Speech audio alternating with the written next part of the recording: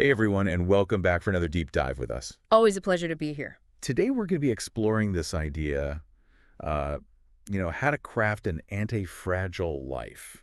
Hmm.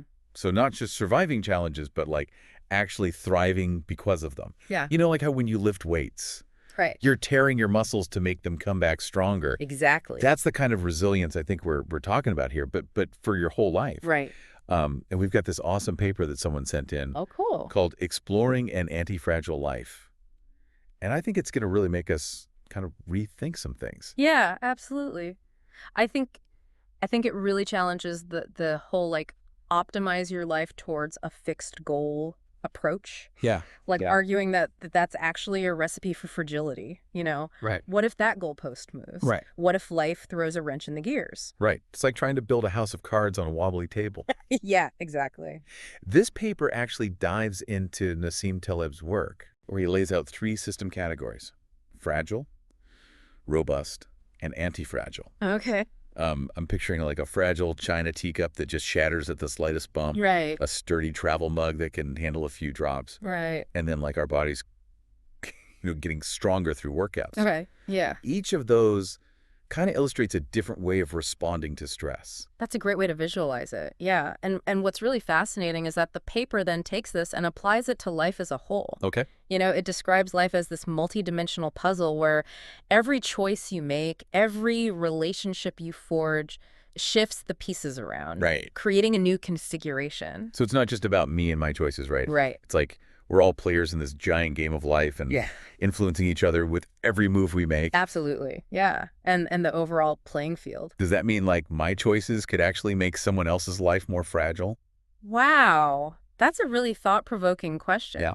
It really highlights the interconnectedness of everything. Yeah. Just like in financial markets or ecosystems, like individual actions contribute to these collective patterns. Right. So yes, your choices can ripple outward, Wow. but it also means you have the power to contribute to collective resilience. Okay, so lots to unpack there. Yeah. But if life is this constantly shifting puzzle, how do we even begin to navigate it in a way that makes us anti-fragile? Well, the paper introduces this strategy called levee flights. Levee flights, okay. So imagine a bee searching for the best flowers in a field. Hey? Instead of following a rigid grid, it explores locally for a bit and then takes a big leap to a new area. Okay. This random exploration is actually more effective than sticking to a fixed plan, Wow. especially in an unpredictable environment. So it's about being willing to experiment and take risks, Yeah, but in a calculated way. right, exactly. Like I might try a few different things in my career before committing to one specific path. Yeah, But then how do I even know which flowers are worth exploring in the first place? that's a great question. If there isn't a fixed goal, like how do we even choose a direction? That's where the concept of eigenvectors comes in. Okay, eigenvectors. Think of them as these underlying principles that remain stable, Okay, even as the specifics of your life change. right. It's not about achieving a specific goal. It's about cultivating these qualities and practices that strengthen you from the inside out. Okay, so I'm starting to see the bigger picture here. Yeah, Instead of chasing a specific outcome, right. I'm focused on building a foundation that can withstand any storm. Exactly. It's like strengthening my core muscles, Mhm. which then helps me in every aspect of my life. Exactly. Yeah. But what kind of principles are we talking about here? Sure. Give me some examples. So the paper mentions things like pursuing creative endeavors, Okay. nurturing strong relationships, engaging in physical activity, and maintaining healthy habits. Gotcha. These aren't specific goals like write a novel or run a marathon, Right.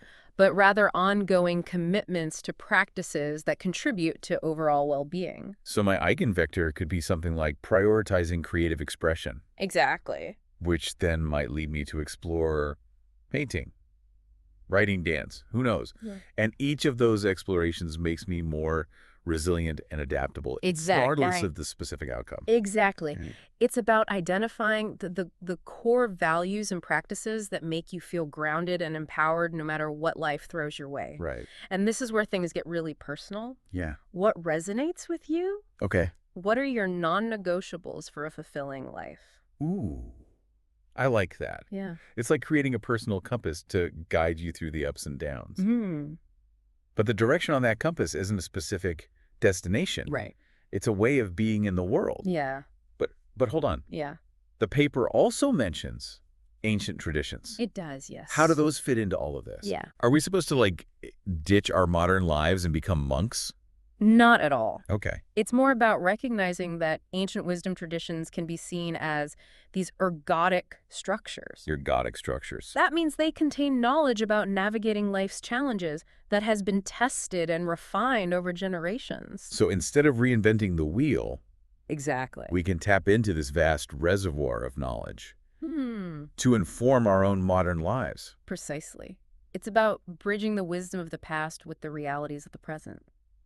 The paper gave that example about a Mexican tradition of dividing the year into 20 periods, Oh, yeah, that's a great one. each focused on a different aspect of life. Think about that for a second. Yeah. It's like a built-in system for ensuring you're regularly checking in with different areas of your being, Wow. nurturing your physical, mental, emotional, and spiritual well-being. I love that. It's like a pre-modern life hack Yeah, for cultivating anti-fragility. exactly. Okay, we've covered a lot of ground already. We have. From challenging the optimal life myths to lovey flights and eigenvectors, my mind is officially blown. It's a lot to take in. Where do we go from here? Well, now that we've kind of laid this groundwork, I think let's explore how to actually put these principles into practice in our modern lives. Okay. How can we apply this anti-fragility framework to our careers, relationships, health, and overall well-being? Okay, I'm ready to get tactical.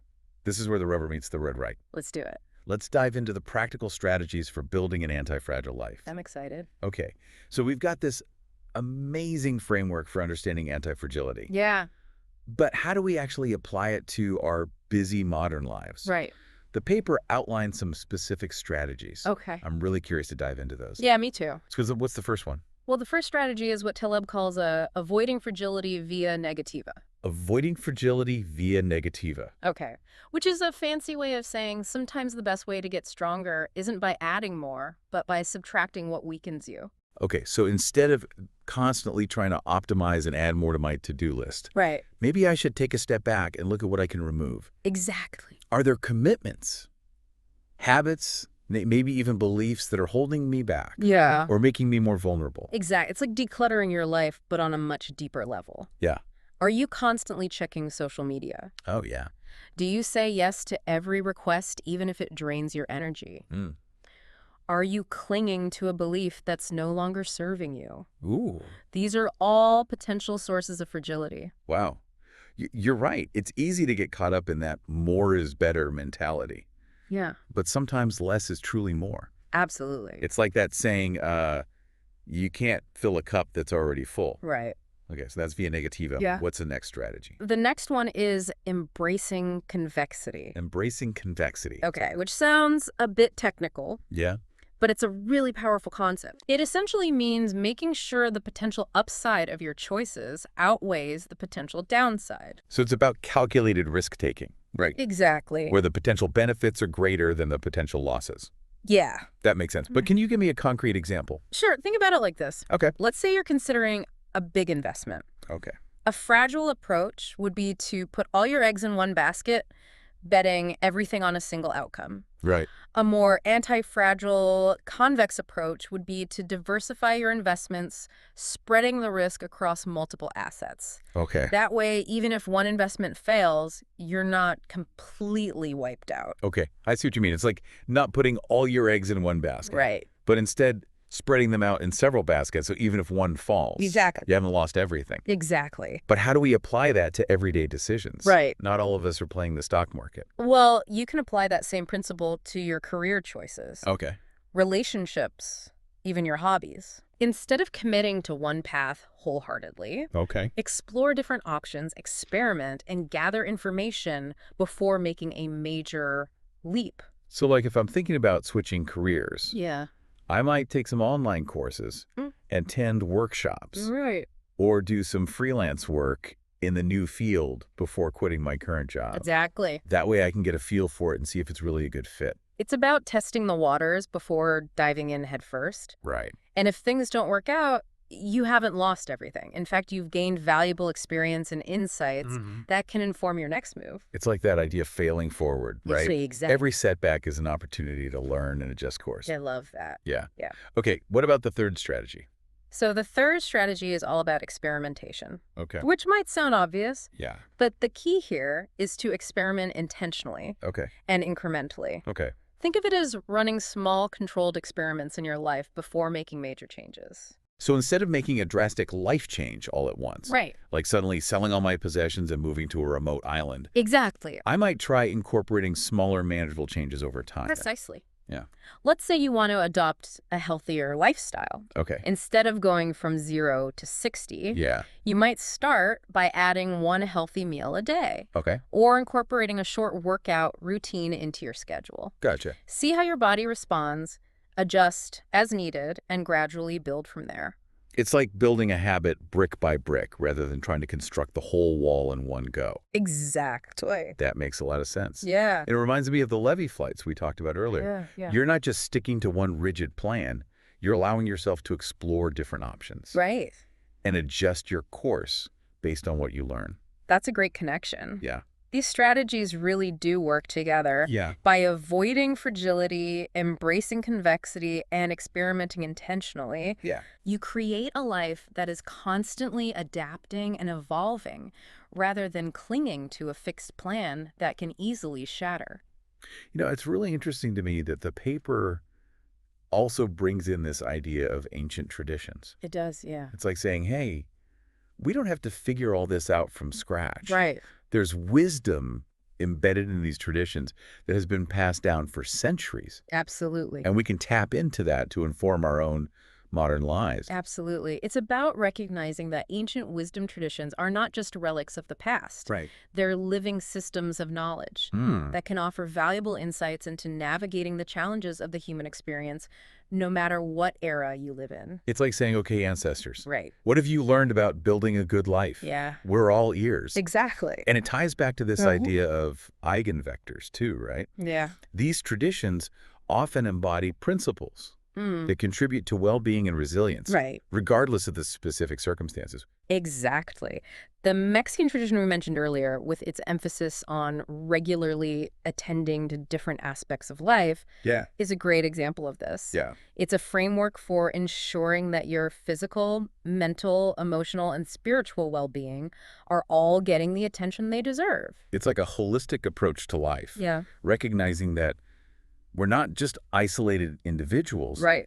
but complex beings with interconnected needs. Yeah. I'm starting to see how all these pieces fit together, Yeah. from challenging the optimal life myth to levee flight's eigenvectors and the wisdom of ancient traditions. It's a lot. It's all about cultivating a life that thrives on change Yeah. rather than crumbles under pressure. That's a beautiful way to put it. Yeah. It's about embracing the uncertainty of life, Right. not as something to be feared, Right. but as a source of opportunity and growth. This is so inspiring. Yeah. I'm feeling really energized by all this. Okay. But before we get too carried away, Yeah. I want to bring us back to the listener. What does all this mean for you? Right. How can you take these insights Yeah. and apply them to your own unique life? That's the million-dollar question, isn't it? Yeah. The beauty of this anti-fragility framework is that it's not a one-size-fits-all solution. Okay. It's a set of principles that you can adapt and personalize Right. to fit your own values, goals, and circumstances. So the toolbox, right? Exactly. We've explored some of the tools, but it's up to each individual Yeah. to decide which ones they want to use Right. and how they want to use them. Exactly. And the best part is you don't have to do it all at once.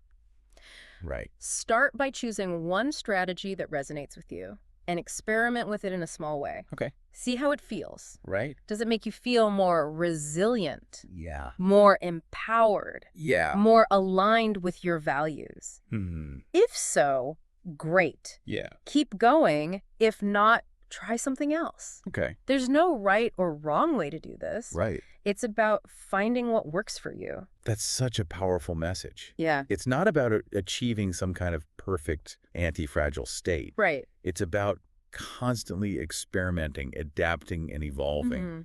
It's about embracing the journey with all its twists and turns, knowing that even the setbacks can make us stronger. Beautifully said. And this brings us back to the connection between ancient wisdom and modern life. Okay. The paper mentioned how Nassim Taleb, a leading voice in anti-fragility thinking, draws inspiration from his own religious tradition. That's right. Mm. It's a reminder that we don't have to choose between ancient wisdom and modern thinking. Yeah. We can integrate the best of both worlds to create a life that is both meaningful and resilient. It's like weaving a tapestry Okay, that incorporates threads from different cultures and traditions, creating something unique and beautiful. I like that. And that's what I love about this whole concept of anti-fragility. It's Yeah. not just about surviving, it's about thriving. Right. It's about creating a life that is not only resilient, Yeah. but also joyful, fulfilling, and deeply connected to your values. Wow, you've really captured the essence of it. Yeah. It's about embracing life in all its messy glory, knowing that the bumps in the road are not obstacles to be avoided, Right. but opportunities to learn, grow, and become even stronger. Exactly. And as we move towards the conclusion of this deep dive, Okay. I think it's important to remember that building an anti-fragile life is not a destination, it's a journey. Right. It's a continuous process of exploration, experimentation, and evolution. So instead of striving for some kind of perfect, unbreakable state, Yeah. we're embracing the idea that we're always a work in progress, constantly learning and adapting the ever-changing landscape of life. Precisely. And that's what makes it so exciting. There's Mhm. always something new to discover, Yeah. something new to try, something new to learn about ourselves and the world around us. And that's what makes this whole concept so empowering. Yeah. It's not about trying to control everything Right. or avoid all risk. It's about learning to dance with the unknown, to embrace the challenges, Yeah. and to emerge from each experience stronger and more resilient than before. Beautifully said. It's about cultivating a mindset of curiosity, adaptability, and growth, Right. knowing that even in the face of adversity, there is always an opportunity to learn, Yeah. to evolve, Yeah. and to become the best version of ourselves. I love that. It feels like we've gone on this incredible journey together, Yeah. from like understanding what anti-fragility even is to exploring the tools and strategies for actually like building it into our lives. Right. But I think what's really striking me now is like the sheer optimism of this whole concept. It's not about like hunkering down and bracing for impact. Right. It's about becoming the kind of person who gets stronger because of the impact. That's a fantastic point. Yeah, It's about shifting our perspective from fearing the unknown right. to seeing it as a catalyst for growth. It's that quote, "The obstacle is the way." Yes. And I think that's where the real magic of this whole deep dive lies.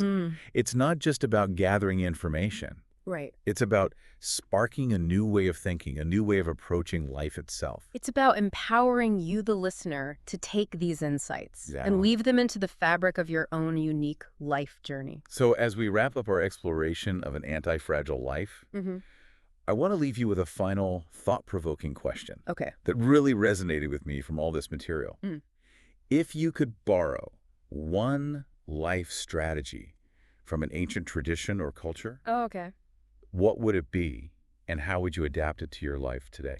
Wow, that's a big one. Yeah. I don't know, would it be the Mexican tradition of dedicating specific periods to different aspects of life, Okay. ensuring you're nurturing your whole being? Right. Or perhaps a practice from Stoic philosophy, Okay. focusing on what you can control and accepting what you can't. Maybe something from Zen Buddhism, Right. emphasizing mindfulness and presence in each moment. The possibilities are endless. Yeah. Think about what truly speaks to you, what resonates with your deepest needs and aspirations, Right. and how can you weave that wisdom into your own unique anti-fragile journey? Remember, building an anti-fragile life is not a destination. It's a continuous process Right. of exploration, adaptation, and growth. Right.